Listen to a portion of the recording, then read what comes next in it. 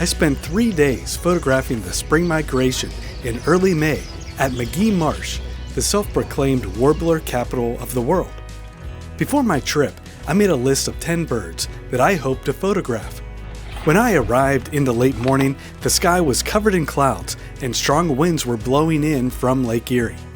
I walked for what seemed like forever, back and forth along the trail without seeing much of anything, until finally I found my first subject, a ruby-crowned kinglet nestled in a black willow tree. This adult kinglet was not sporting its trademark ruby crown, but it was kind enough to put on a show as it preened in the branches.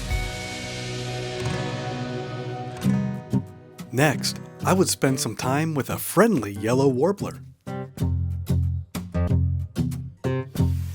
These little guys seem to be everywhere at the marsh, but it doesn't make them any less enjoyable or challenging to photograph.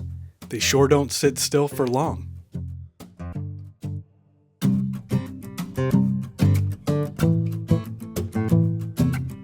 The windy conditions continued throughout the afternoon, but they didn't seem to bother this eastern screech owl, who was in a deep sleep after a night of hunting. It's always cool to see an owl, but I had no idea how cool my experience with him would end up being later in the trip. Next, I discovered an American red start, the first bird that I had on my wish list. Although they're not rare, I've missed out on photographing them over the years. The white-throated sparrow has a varied diet that includes small seeds, fruits, buds, and insects.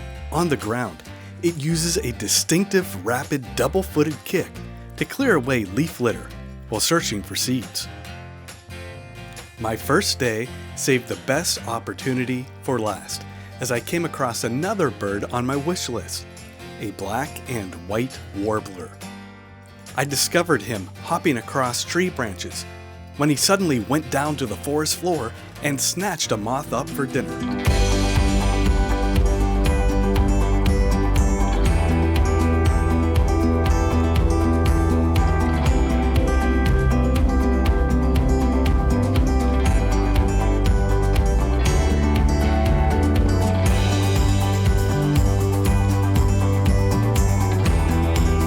After all that work, a little grooming was necessary. It was a great first day, but I hadn't even caught a glimpse of some of the more rare birds on my list. I had no idea that the next morning my focus would shift away from birds to a completely different critter. Starting behind the boardwalk, I didn't find any warblers, but I was greeted by a pair of deer that were grazing just below the path.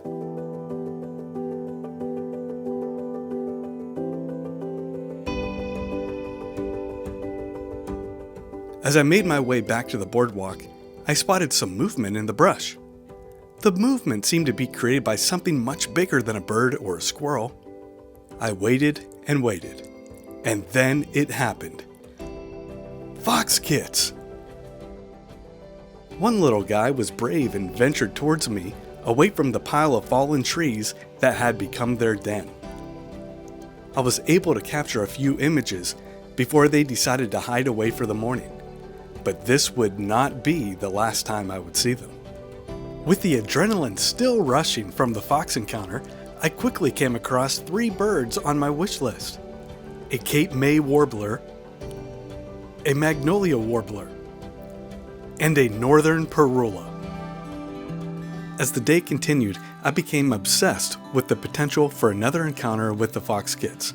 As I traversed through the marsh, I made sure that each trail somehow led me back to the den. Early that evening, a rain shower that had been threatening all day finally decided to make an appearance. Not only did the raindrops cause the crowds to thin, but the warblers seemed to spring to life, providing me with incredible opportunities to photograph prothonotary warblers.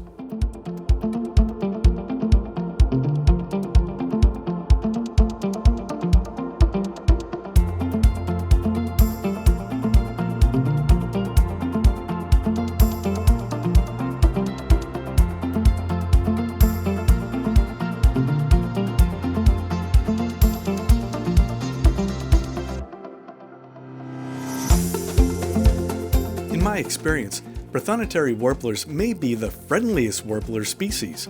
This little guy was so unaffected by onlookers that he had no problem hopping onto the viewing platform and foraging for bugs near my feet.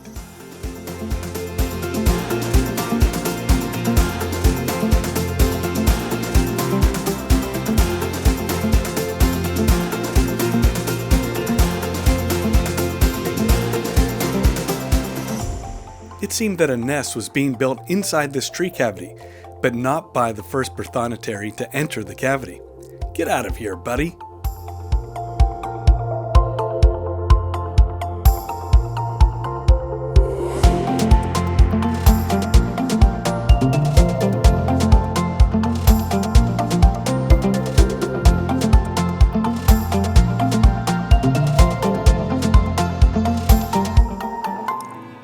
One final check of the fox den for the day, and there they were, playing, but covered by thick brush.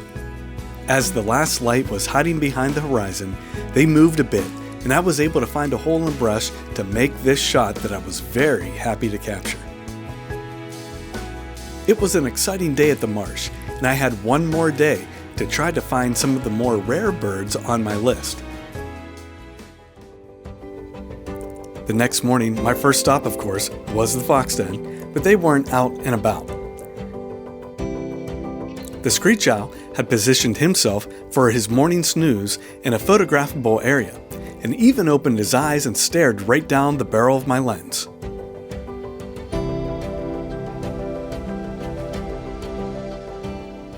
I walked for a long time without any photo opportunities, and after lunch decided to try a different location without any luck.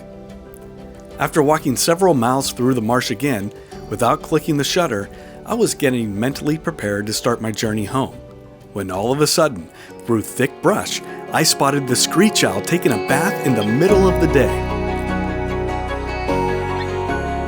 The window to this scene was extremely small, making focusing on the owl challenging, but I was able to capture a couple images before he flew to a nearby branch and then quickly hid deep inside a tree.